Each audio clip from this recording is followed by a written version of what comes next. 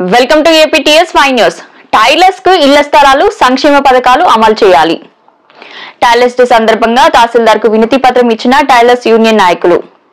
కోస్గి మండలంలో టైలర్స్ కు ఇండ్ల స్థలాలు సంక్షేమ పథకాలు అమలు చేయాలని కోరుతూ టైలర్స్ డే పురస్కరించుకుని శుక్రవారం టైలర్స్ యూనియన్ కోస్గి మండల కమిటీ ఆధ్వర్యంలో తహసీల్దార్ కు వినతి పత్రం ఇవ్వడం జరిగింది.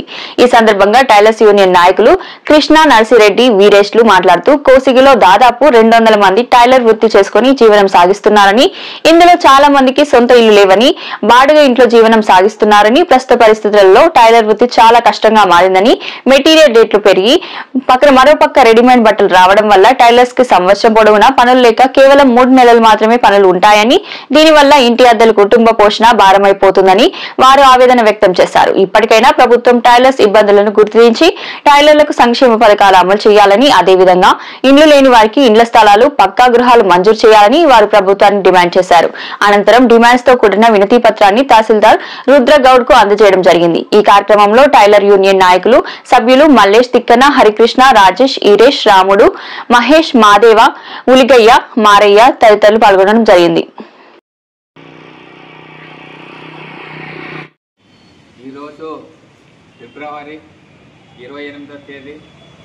ఇది కోసిలో యూనియన్గా ఏర్పడి దాదాపు 3 సంవత్సరాలు పూర్తయింది. ఈ సందర్భంగా ఈరోజు కేక్ కట్ చేస్తూ టైలర్ దినోత్సవం జరుపుకోవడము చాలా గర్వకారణము.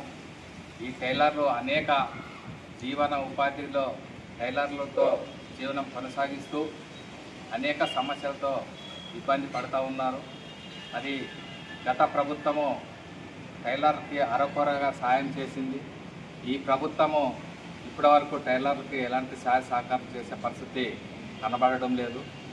మరి వయసు మీద పడిన వారికి, వయసు పెరిగిన వాళ్ళు అనేక అనారోగ్యాలు పాలవుతూ ఉన్నారు. వాళ్ళకి కుటుంబాలు నెట్టుకొచ్చడం కూడా చాలా ఇబ్బందికరంగా మారింది.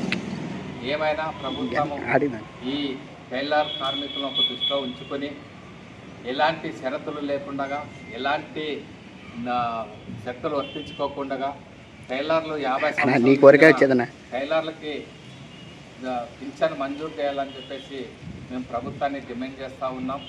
కోసిగి మండలంలో కూడా మరి అనేక మంది టైలర్లు మరి ఉన్నారు, పేదవాళ్ళు. మరి ఇల్లు స్థలాల కోసం కూడా మరి ఈ మధ్యకాలంలో కూడా అప్లై చేయాలనుకున్నాం.